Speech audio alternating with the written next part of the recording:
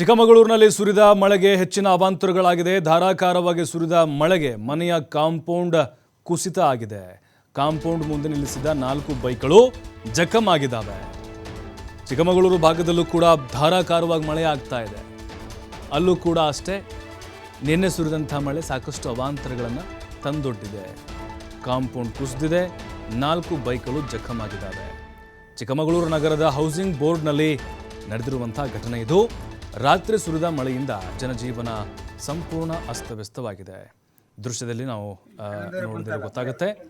ನೋಡಿ, ಬೈಕೆ ಕಾಣಿಸ್ತಾ ಇಲ್ಲ ನಮಗೆ, ಎಲ್ಲ ನಜ್ಜುಗುಜ್ಜಾಗ್ಬಿಟ್ಟಿದ್ದಾವೆ, ಜಖಮ್ ಆಗಿಬಿಟ್ಟಿದೆ. 4 ಬೈಕ್ಗಳು. ಮನೆ ಕಾಂಪೌಂಡ್ ಕುಸಿದಿರುವಂತಹ ಒಂದು ಘಟನೆ ಇದು. ಕಾಂಪೌಂಡ್ ಪಕ್ಕ ನಿಲ್ಲಿಸಿದ್ರು ಗಾಡಿಗಳನ್ನು, ಬಟ್ ಹಳೇದಾಗಿತ್ತು ಕಾಂಪೌಂಡ್, ಅದು ಭಾಳ ವರ್ಷದ್ದು.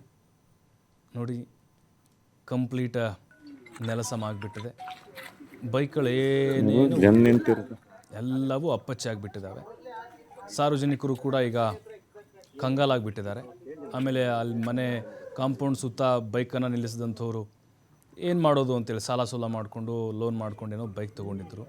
ಅವು ಕೂಡ ಈಗ ಕಣ್ಣು ಮುಂದೆನೇ ಕಂಪ್ಲೀಟಾಗಿ ಅಪ್ಪಚ್ಚಿ ಆಗಿಬಿಟ್ಟಿದ್ರು. ರಿಪೇರಿ ಮಾಡಿದ್ರು ಕೂಡ ಆಗಲ್ಲ ಅಂಥ ಪರಿಸ್ಥಿತಿ ಈಗ ವಾಹನ ಮಾಲೀಕರಿಗೆ ಎದುರಾಗಿದೆ. ಆ ದ್ವಿಚಕ್ರ ವಾಹನ ಮಾಲೀಕರಿಗೆ ಚಿಕ್ಕಮಗಳೂರಿನ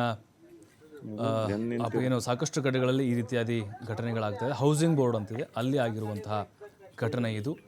ಇನ್ನು ಬೇರೆ ಬೇರೆ ಕಡೆ ಚಿಕ್ಕಮಗಳೂರಿನ ಸುತ್ತಮುತ್ತಲು NR ಪುರ, ಕೊಪ್ಪ ಆ ಭಾಗದಲ್ಲೂ ಕೂಡ ಇದೇ ರೀತಿಯಾಗಿ ಮಳೆ ಸುರಿತಾ ಇದೆ.